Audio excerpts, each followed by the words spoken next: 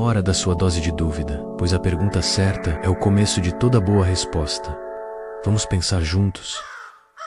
Já sentiu que podia ter feito diferente? Que a escolha estava realmente nas suas mãos? Essa sensação tão humana, tão visceral, é a base da nossa crença no livre-arbítrio. Acreditamos que somos os autores das nossas vidas, os capitães do nosso destino. Mas e se essa crença fosse uma miragem? Uma ilusão persistente que nos impede de ver a realidade como ela realmente é? Essa é a encruzilhada onde a filosofia e a ciência se encontram. Um campo de batalha intelectual que tem sido palco de intensos debates ao longo dos séculos. De um lado, a intuição poderosa de que somos livres para escolher. Do outro, o peso das evidências que sugerem o contrário. O determinismo, o libertarianismo, o compatibilismo. Cada corrente filosófica oferece uma perspectiva diferente. Um mapa para navegar nesse território complexo. Nietzsche, com sua visão da vontade de poder, nos confronta com a ideia de que essa força motriz, essa ânsia por autoafirmação, pode ser tanto uma expressão da nossa individualidade quanto uma armadilha. Será que essa vontade é realmente nossa ou apenas o resultado de uma série de causas e efeitos que escapam ao nosso controle? Somos realmente os autores das nossas escolhas ou marionetes de causas que desconhecemos? Essa é a pergunta que nos guia nesta jornada. Uma jornada que nos convida a questionar as verdades que consideramos inabaláveis, a desconstruir as ilusões que nos aprisionam. Prepare-se para desafiar suas próprias convicções. O que você acredita ser livre-arbítrio pode ser, na verdade, a maior mentira que você conta para si mesmo. A primeira mentira que o livre-arbítrio te conta é a de que existe um eu controlador, um maestro consciente orquestrando cada movimento da sua vida. Essa é a ilusão do ego, a crença de que somos o centro do universo, o motor de todas as nossas ações. Mas e se fôssemos apenas espectadores, observadores tardios de um processo que se desenrola muito além da nossa consciência? Pense no efeito espectador. Acreditamos que nossa consciência é a força motriz, mas ela chega depois. Como um comentarista de um jogo já em andamento, os experimentos de Libet revelam a vontade retardada. O cérebro age antes da decisão consciente. A falácia da introspecção nos engana, nos fazendo acreditar que podemos acessar as causas das nossas escolhas, ignorando a vasta complexidade dos processos cerebrais inconscientes. Lembro-me de uma paciente, uma mulher que controlava cada detalhe do seu casamento, desde as flores até a música. Ela acreditava ter escolhido tudo conscientemente, mas a terapia revelou as influências inconscientes da dinâmica familiar, os padrões repetidos, as expectativas internalizadas. Ela não era tão livre quanto pensava. Imagine-se como um rio. Você sente que escolhe o curso, que decide para onde fluir, mas a geografia, a causalidade, já definiu o seu caminho. As montanhas, os veios, a inclinação do terreno, tudo isso influencia o seu percurso. Muito antes que você tenha consciência da sua escolha, abrace a correnteza. Talvez a verdadeira liberdade esteja em reconhecer as forças que nos moldam, em vez de lutar contra elas. A segunda mentira do livre-arbítrio nos aprisiona na armadilha da responsabilidade moral. Se não somos livres, como podemos ser responsabilizados por nossos atos? A culpa e a punição perdem o sentido em um mundo determinado. Mas isso não significa que tudo é permitido, que o caos se instala. O argumento do consequencialismo nos oferece uma nova perspectiva. As punições não são mais vistas como retribuição por escolhas passadas, mas como ferramentas para modificar comportamentos futuros. O foco se desloca da vingança para a prevenção. A ética da compaixão nos convida a entender as causas do comportamento alheio. Em vez de julgamento, empatia. Em vez de raiva, compreensão. A sociedade muitas vezes distorce a imagem do criminoso, transformando de agente livre em produto de um ambiente desfavorável. Substitua a raiva e o ressentimento pela compreensão das causas subjacentes ao comportamento. Olhe para além do ato em si, para as circunstâncias que o moldaram. Abrace a compaixão como um caminho para a cura, tanto individual quanto coletiva. Lembre-se, a compreensão não justifica, mas ilumina. E na luz da compreensão, a justiça se torna mais humana, mais eficaz, mais compassiva. A terceira mentira do livre-arbítrio reside no mito da escolha consciente. Acreditamos que somos seres racionais, capazes de tomar decisões imparciais e ponderadas. Mas somos constantemente bombardeados por vieses cognitivos, atalhos mentais, que distorcem a nossa percepção da realidade. O viés de confirmação nos leva a buscar informações informações que reforcem nossas crenças preexistentes. Ignorando as evidências contrárias, o efeito halo nos faz julgar uma pessoa ou coisa com base em uma única característica positiva ou negativa. A heurística da disponibilidade nos leva a superestimar a probabilidade de eventos que são facilmente lembrados. A dopamina, a acetilcolina e o cortisol, neurotransmissores essenciais para o nosso funcionamento cognitivo, também podem nos enganar. A dopamina, com sua busca por curiosidade e recompensa, pode nos desviar do caminho da decisão imparcial. A acetilcolina, com seu foco e aprendizado, pode nos tornar excessivamente apegados a determinadas informações. O cortisol, em doses elevadas, pode nos levar a decisões impulsivas e baseadas no medo. Cuidado com o pensamento preto e branco, com a falsa busca por clareza, que esconde a incapacidade de lidar com nuances. Abrace a complexidade, a ambiguidade, a incerteza. Reconheça os seus vieses, questione as suas próprias convicções. A verdadeira liberdade não está em eliminar a influência desses fatores, mas em reconhecê-los e mitigar seus efeitos. A quarta mentira do livre-arbítrio se manifesta na falácia do poderia ter sido diferente. A tendência de imaginar cenários alternativos, de se perder em um labirinto de se eu tivesse feito diferente, nos aprisiona em um passado que nunca existiu. O determinismo do passado nos lembra que o presente é a única consequência possível das causas que o precederam. Não havia outra opção. Dado o conjunto de fatores que estavam em jogo, a nostalgia do impossível nos impede de abraçar o presente, de viver plenamente o agora. Os contrafactuais têm uma função adaptativa. Podemos aprender com os erros para tomar decisões melhores no futuro, mas não devemos nos prender ao passado, nos torturar com o que poderia ter sido. Desconstrua a crença em um passado idealizado e construa a aceitação do que é. Essa é a chave para a libertação do sofrimento. A aceitação vádaka do presente, um princípio fundamental tanto na filosofia ocidental quanto oriental, nos permite encontrar a paz interior, mesmo em meio à adversidade. Existe uma técnica, um caminho em 3 passos: reconhecer a dor, compreender as suas causas e aceitar a realidade como ela é. Abrace o presente, com todas as suas imperfeições. A liberdade não está em mudar o passado, mas em transformar a forma como o encaramos. A quinta mentira do livre-arbítrio reside na quimera do autocontrole ilimitado. Acreditamos que podemos dominar os nossos impulsos, controlar as nossas emoções, moldar o nosso destino com a força da vontade. Mas a vontade é um recurso limitado que se esgota com o uso. O modelo da depleção do ego nos mostra que a cada decisão, a cada esforço de autocontrole, consumimos uma parcela da nossa energia mental. A importância do descanso e da nutrição para a tomada de decisões racionais é crucial. Um corpo e uma mente descansados são mais capazes de resistir às tentações, de ponderar as opções, de agir com sabedoria. O paradoxo da disciplina se revela. A aparente liberdade que ela proporciona é, na verdade, fruto de um conjunto de hábitos e rotinas que limitam as nossas opções. A disciplina não é a ausência de escolha, mas a escolha consciente de um caminho que nos leva a um objetivo maior. O erro fatal daqueles que buscam o autocontrole absoluto é ignorar as necessidades básicas do corpo e da mente. Não se tolte com a busca por um domínio total, que é impossível. Reconheça as suas limitações, aceite as suas fraquezas. Desconstrua a ideia de que somos mestres de nós mesmos e construa a consciência das nossas limitações. Somos seres imperfeitos, sujeitos a impulsos, emoções, desejos. Abrace essa imperfeição, aceite a sua humanidade. A verdadeira liberdade não está em negar as nossas limitações, mas em reconhecê-las e aprender a conviver com elas. Chegamos ao fim desta jornada, desta exploração das profundezas da nossa crença no livre-arbítrio. Questionamos a ilusão do eu controlador, a armadilha da responsabilidade moral, o mito da escolha consciente, a falácia do poderia ter sido diferente e a quimera do autocontrole ilimitado. Abandonar a ilusão do livre-arbítrio não é um convite ao niilismo, à desesperança, à inação. Pelo contrário, é um caminho para a compaixão, para a aceitação, para o foco no presente. Menos julgamento, mais empatia, menos culpa, mais compreensão. Schopenhauer nos ensina que aceitar o determinismo não nos leva ao abismo, mas à serenidade. A apreciação do momento presente se torna mais intensa, mais profunda, mais significativa. Cada instante se torna um presente, uma dádiva, uma oportunidade de viver plenamente. O debate sobre o livre-arbítrio não é um ponto final, mas um convite a uma jornada contínua de autoconhecimento e questionamento constante. Não se prenda às respostas fáceis, às verdades absolutas. Abrace a incerteza, a ambiguidade, a complexidade. Deixe que a dúvida seja a sua bússola, a sua guia. Questione tudo, começando por si mesmo, pois, no fim das contas, a verdadeira liberdade não está em acreditar que somos livres, mas em reconhecer reconhecer as forças que nos moldam e, a partir desse reconhecimento, escolher como responder a elas. Qual será a sua escolha?